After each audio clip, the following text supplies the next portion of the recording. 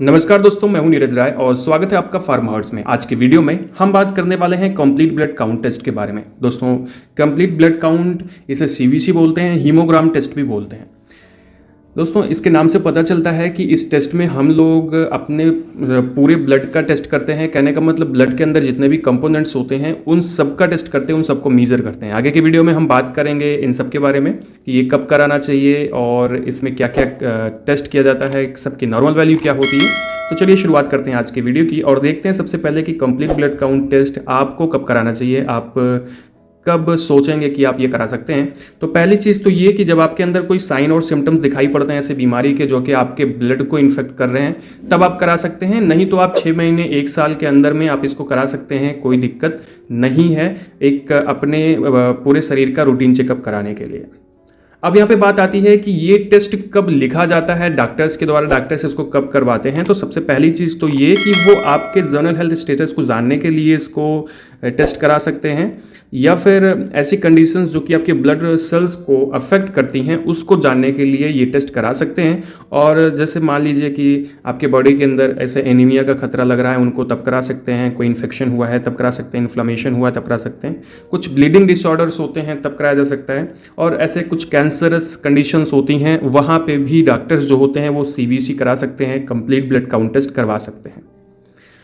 Next हम बात करते हैं कि ऐसे कौन कौन सी डिजीज़ होती है जिसको मेज़र करने के लिए, जिसको जानने के लिए ये सीवीसी टेस्ट कराया जाता है डॉक्टर्स के द्वारा। तो यहाँ पे सबसे पहले चीज़ आती है कि जैसे किसी भी इटियोलॉजी से अगर आपको एनीमिया हो रहा है, इटियोलॉजी का मतलब ऐसे किसी भी कारण से अगर आपको एनीमिया हो रहा है तब सीवीसी कराया जा सकता है। वो कई प्रकार के एनीमिया होते हैं, आपको मालूम होगा, ठीक है। तो हर एनीमिया में इसका उपयोग करते हैं। दूसरा, कुछ ऑटो इम्यून डिजीज़ होते हैं या डिसऑर्डर्स होते हैं। कहने का मतलब हमारी इम्यूनिटी की वजह से हमें जो डिजीज़ या डिसऑर्डर हो जाते हैं वहाँ पे इसका टेस्ट किया जाता है। उस कंडीशन में हमारे लिम्फोसाइट्स बढ़ जाते हैं तो हमें पता चल जाता है कि हमें ऑटो इम्यून डिजीज़ हुआ है।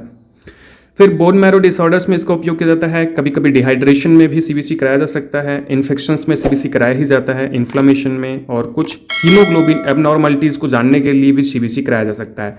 ल्यूकेमिया, कहने का मतलब ब्लड कैंसर में उपयोग किया जाता है। कुछ कभी कभी लो प्लेटलेट हो जाता है कुछ बीमारी में, जैसे डेंगू इत्यादि में, तब इसका उपयोग किया जा सकता है। लिम्फोमा, कहने का मतलब लिम्फ का कैंसर, किसी भी प्रकार का कैंसर हो जो कि ब्लड से संबंधित है, तब कंप्लीट ब्लड काउंट या फिर सीवीसी कराया जा सकता है।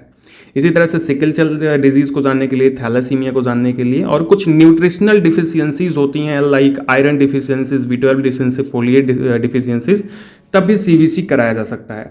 इसी तरह से बोन मैरो में अगर कोई भी ऐसे कैंसरस थिंग है, कैंसर काज हो रहा है, तब भी सीवीसी करा के उसका पता लगाया जा सकता है। तो ये सारी ऐसी डिजीज़ होती हैं जो कि उपयोग की जिसमें कि सीवीसी का प्रयोग किया जाता है एज अ टेस्ट, जिससे हम इन सारी बीमारियों का पता लगा सकें। थोड़ा सा आगे बढ़ते हैं और बात करते हैं कि जो है ये टेस्ट कब कब ऐसे कराया जा सकता है। मैंने इससे पहले भी आपको बता दिया है कि जब साइन सिम्टम्स दिखाई पड़ते हैं जो कि आपके ब्लड को इफेक्ट करते हैं तब ये कराया जा सकता है। दूसरा, रूटीन चेकअप करने के लिए कराया जा सकता है। अगर हम बात करें कि जो सीबीसी होता है उसमें क्या क्या टेस्ट किया जाता है, मतलब हमारे ब्लड के अंदर क्या क्या चीज़ें ऐसी होती हैं जो कि टेस्ट की जाती हैं, तो सबसे पहले आपको ब्लड के बारे में जानना होगा। दोस्तों, ब्लड जो होता है वो हमारे अंदर करीब 5.5 लीटर्स पाया जाता है, और ब्लड के अंदर ऐसे बहुत सारे कंपोनेंट्स होते हैं जिससे हम बीमारियों के बारे में पता लगा सकते हैं। जैसे अगर हम ब्लड की बात करें तो ब्लड में करीब 55% प्लाज्मा होता है, 45% ब्लड सेल्स होती हैं। ब्लड सेल्स में आती है जैसे आरबीसी होती है, डब्ल्यूबीसी होती है, प्लेटलेट्स होती हैं। तो इन सब को मीज़र किया जाता है, ठीक है, सीवीसी के अंदर। तो एक्चुअली जो ब्लड है, कोई भी इन्फेक्शन होता है तो या तो आरबीसी में कोई डिफरेंस आ जाएगा, डब्ल्यूबीसी में कोई डिफरेंस आ जाएगा, या प्लेटलेट्स में कोई डिफरेंस आ जाएगा। तो इस वजह से जो सीवीसी होती है उसमें ये सारा टेस्ट किया जाता है। जैसे आरबीसी चेक की जाती है, डब्ल्यूबीसी चेक की जाती है, प्लेटलेट्स चेक की जाती है, ऐसे बहुत सारी चीज़ें होती हैं, आगे मैं वीडियो में बात करूँगा।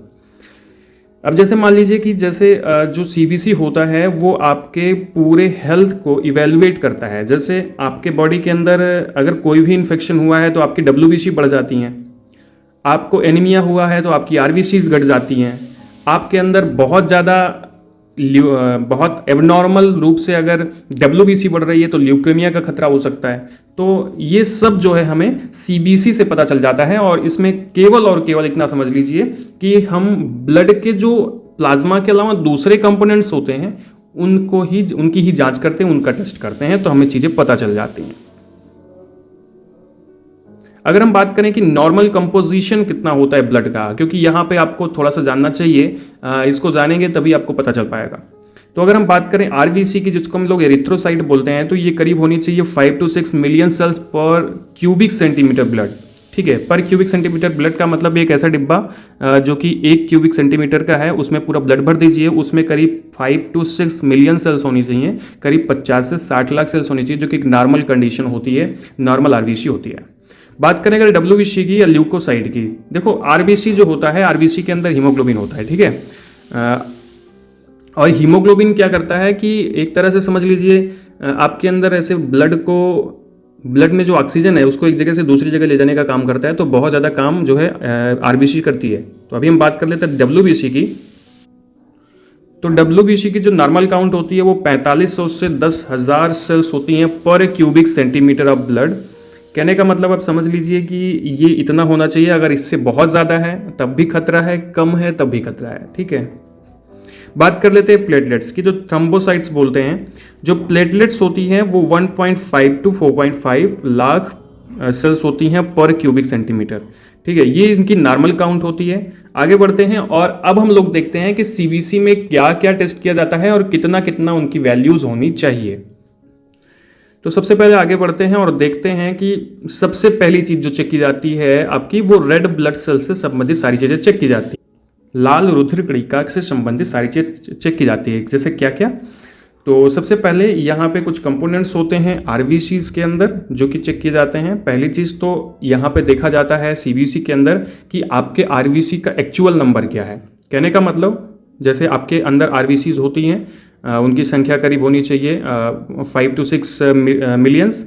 ठीक है, तो वो नंबर चेक किया जाता है। दूसरी चीज़ हीमोग्लोबिन मेजरमेंट किया जाता है और हीमेटोक्रिट मेजर किया जाता है। हीमेटोक्रिट क्या होता है, एक तरह से समझ लीजिए कि हीमोग्लोबिन का परसेंटेज होता है आपके RBCs के अंदर।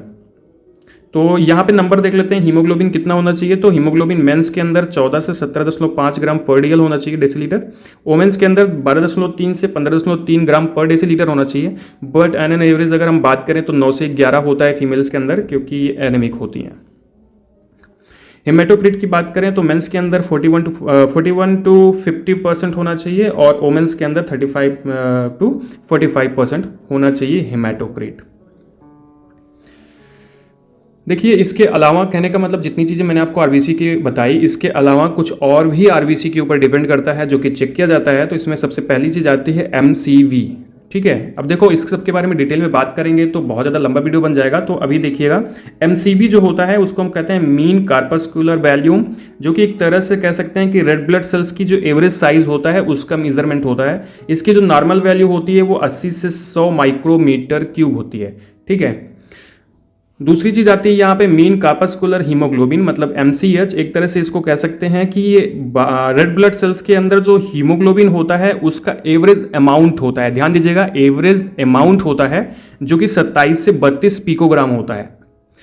तीसरी चीज यहाँ पे मेजर की जाती है मीन कार्पस्कुलर हीमोग्लोबिन कंसंट्रेशन, यहाँ पे MCSC। इसके पहले हमने अमाउंट देखा था, यहाँ पे कंसंट्रेशन देखेंगे।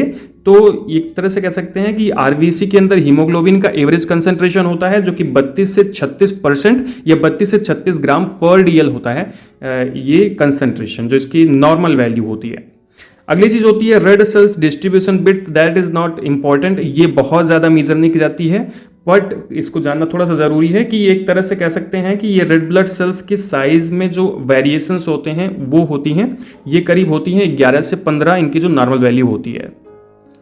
आगे बढ़ते हैं और देखते हैं WBC में हम लोग क्या क्या चेक करते हैं। तो WBC में मुख्य रूप से दो चीज़ें चेक की जाती हैं। एक होता है TLC, मतलब टोटल ल्यूकोसाइट काउंट, और आपकी जो WBC होती है एक तरह से डिफेंडिंग सेल होती है। कहने का मतलब जो बाहर से कोई भी एंटीबॉडी या एंटीजन आ रहा है उसको नष्ट करने का काम करती है। इसका जो टोटल ल्यूकोसाइट काउंट होता है वो 4500 से 10,000 सेल्स होती हैं पर क्यूबिक सेंटीमीटर। ये इससे ज़्यादा बढ़ जाती हैं तो इसका मतलब इन्फेक्शन है। बढ़ इसलिए जाती हैं ताकि भैया ये क्या है कि कोई इन्फेक्शन हुआ है तो बाहर से जो चीज़ें आई उनको नष्ट करना है, उनको मारना है, तो इनकी संख्या बढ़ जाती है। इसमें दूसरा टेस्ट किया जाता है डीएलसी, जिसको हम लोग बोलते हैं differential leukocyte count. Differential leukocyte count में हम जितने प्रकार की डब्ल्यूबीसी होती है उनको अलग अलग मेजर करते हैं। जैसे 5 प्रकार की होती है, जैसे न्यूट्रोफिल्स पूरी डब्ल्यूबीसी का 40 to 75% होना चाहिए, लिम्फोसाइट 20 से 45% होना चाहिए, मोनोसाइट 2 से 10% होना चाहिए, एसिनोफिल्स 1 से 6% होना चाहिए, वैसोफिल्स 0 से 1% होना चाहिए। मान लीजिए अगर बॉडी के अंदर इन्फेक्शन हुआ है तो क्या होगा कि आपका न्यूट्रोफिल्स और लिम्फोसाइट बहुत ज़्यादा बढ़ जाता है, जबकि और भी बढ़ते हैं लेकिन उतने नहीं बढ़ते हैं। तो ये जैसे आप सीबीसी करते हैं और ये बढ़ा हुआ मिलता है तो हमें पता चल जाता है कि बॉडी के अंदर इन्फेक्शन हुआ है, तो दवा से इसको सही किया जा सकता है। अगला होता है प्लेटलेट।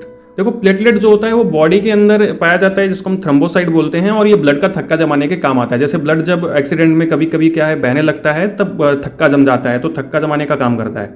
मान लीजिए ये इसकी कमी हो जाए तो ब्लड का थक्का नहीं जमेगा, आदमी की डेथ हो जाएगी बहुत ज़्यादा ब्लीडिंग होने से। तो जो प्लेटलेट टेस्ट होते हैं ये क्या होते हैं, इसमें हम लोग ऐसे ब्लड सैंपल में प्लेटलेट काउंट देखते हैं। प्लेटलेट काउंट के बारे में मैंने आपको बताया था, करीब 1 से 1.5 लाख सेल्स होनी चाहिए पर क्यूबिक सेंटीमीटर ब्लड में।